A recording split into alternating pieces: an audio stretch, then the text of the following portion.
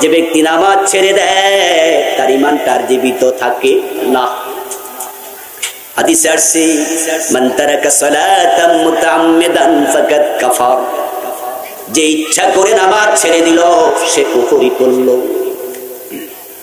ইবনে আব্বাস রাদিয়াল্লাহু তাআলা আনহু বলেছেন লা হাজ্জা ফিল ইসলাম লিমান তারাকা সালাত, যে ব্যক্তি নামাজ ছেড়ে দেয় ইসলামে তার কোনো অংশীদারিত্ব থাকে না। রাসূলুল্লাহ সাল্লাল্লাহু আলাইহি ওয়াসাল্লাম বলেছেন বাইনাল মারই ওয়াশ শিরকি ওয়াল কুফরি তারকাস সালাত, একজন ব্যক্তি মুমিন না কাফের তার পার্থক্যকারী একমাত্র নামাজ, নামাজ, নামাজ। যার নামাজ নাই তার ঈমান নাই। ইন্নামা ওয়াদা সালাত ফিদ্দীন কামা ওয়াদাইর রাস ফিল জাসাদি, দেহের মাঝে মাথা যেমন ইসলামের মাঝে নামাজ তেমন। ফজর পরে জোহর নাই, জোহর পরে আসর নাই, জুমা পরে ওয়াক্তিয়া নাই, আজকে 5 ওয়াক্ত নামাজ পড়ে নাই, এমন হাজার হাজার আল্লাহর বান্দা আছে না নাই? এই সমাজে নামাজ এখন একটি উপেক্ষিত বিষয়, নামাজ হয়ে গেছে খেলার বিষয়। আসরের পরে কিছু বাচ্চা খেলে, কিছু বাচ্চা দাঁড়ায় আছে দেখবেন খেলার মাঠের পাশে এমনি বুকে হাত দিয়া মুরব্বী একজন আইসা জিজ্ঞাসা করে কিরে বাবু তুই খেলোস না কেন? আজকে ভালো লাগে না তাই খেলি না। ঠিক নামাজটা হয়ে গেছে এরকম, জোরে আছে আসরে নাই, মানে ভালো লাগে নাই তাই করে নাই। মন চাইছে পরে, মন চাইছে পরে না। এই জন্য আমরা দেখতে পাই বাবা ফজরের জামাতে চলে যায়, যুবক ছেলেটা ঘরের মাঝে ঘুমায়া থাকে, বাবা সাথে নেয় না। কি হয়েছে ভাই? কাছে আনে না, দূরে না। ধন্যবাদ, গামিয়ে গেছি। আমার বন্ধু, নামাজ হচ্ছে এমন এক ইবাদত যেটা আপনার ঈমানের পরিচয়। লিকুল্লি শাইইন আলাম ওয়া আলামুল ঈমানিস সালাত, অর্থ কি? সব জিনিস চিনার আলামত আছে, সিমটম আছে।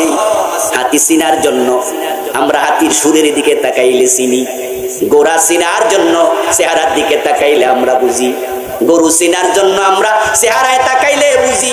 হাতিরও 4 পা, গোরারও 4 পা, গরুরও 4 পা, কিন্তু চেনার জন্য চেহারার কাটিংটাই ভিন্ন, পুরুষের কাটিং ভিন্ন, মহিলার চেহারার ডিজাইন ভিন্ন। সব জিনিস চিনার আলামত আছে। হাদিস হলো ঈমান চিনার আলামত হলো শুধু নামাজ। যার নামাজ নাই তার ঈমানটাই নাই। এজন্য বন্ধু, একজন মুমিনের জীবন থেকে নামাজ কখনো আলাদা হয় না। দেহের মাঝে মাথা, ইসলামের মাঝে নামাজ। হাত আলাদা হোক, মানুষ বেঁচে যাবে। পা আলাদা হয়ে যাক, মানুষটা মরবে না।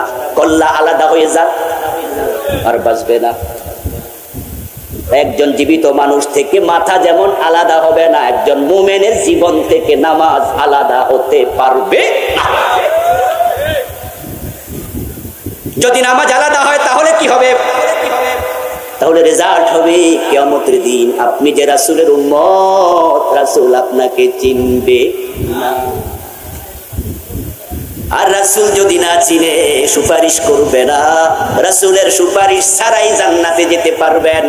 আপনার কনফিডেন্ট লেভেল বড় হাই, আপনার আমলের উপরে আপনি আস্থাশীল যে আমার রাসূলের সুপারিশ লাগবে না, আমি একাই একাই জান্নাত পাবো। এই সাহস কার কার আছে? একটু হাত তোলেন দেখি। কথা কি বুঝতেছেন? রাসূলের শাফাআতের চিন্তা আছে না নাই? শাফাআতের আশা আছে না নাই? তো রাসূল আপনাকে উম্মত হিসেবে না চিনলে শাফাআত কেমনে করবে?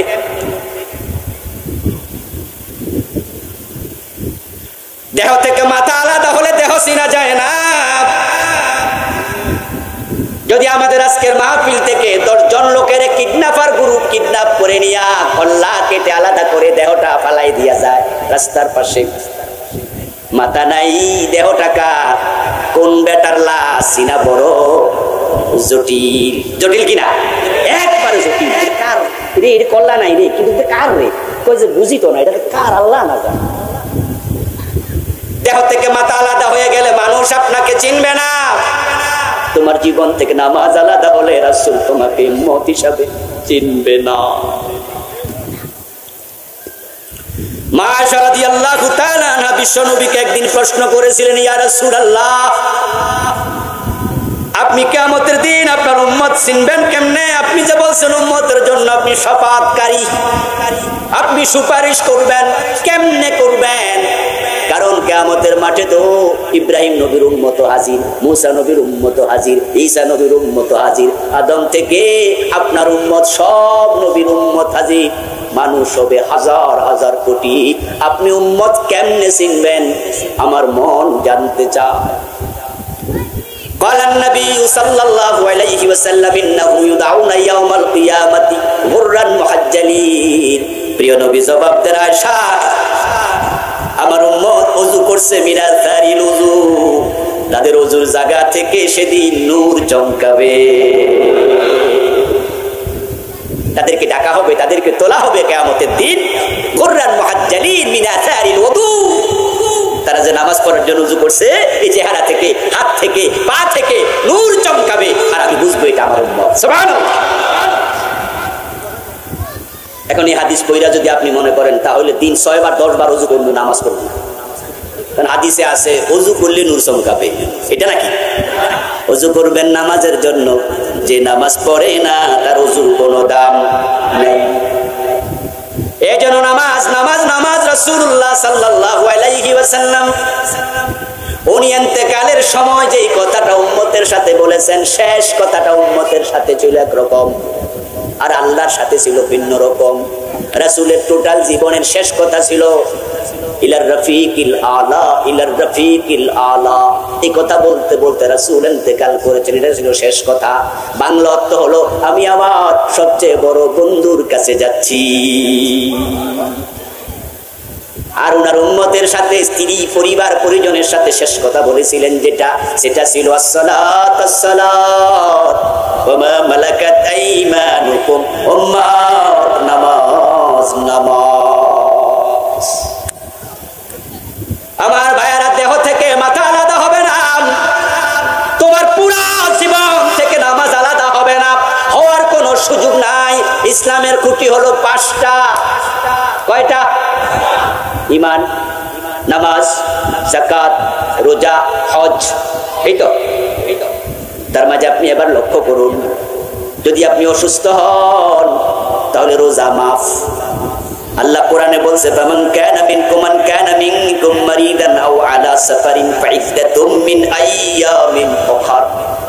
যদি তুমি সফরে থাকো অথবা অসুস্থ থাকো তাহলে রোজার মাসে রোজা রাখা লাগবে না, আপাতত মাফ। পরে সুস্থ হইলে, কথা বলেন না কেন, সুস্থ হলে। আর যদি এমন হয় আপনি জীবনে সুস্থই হবেন না,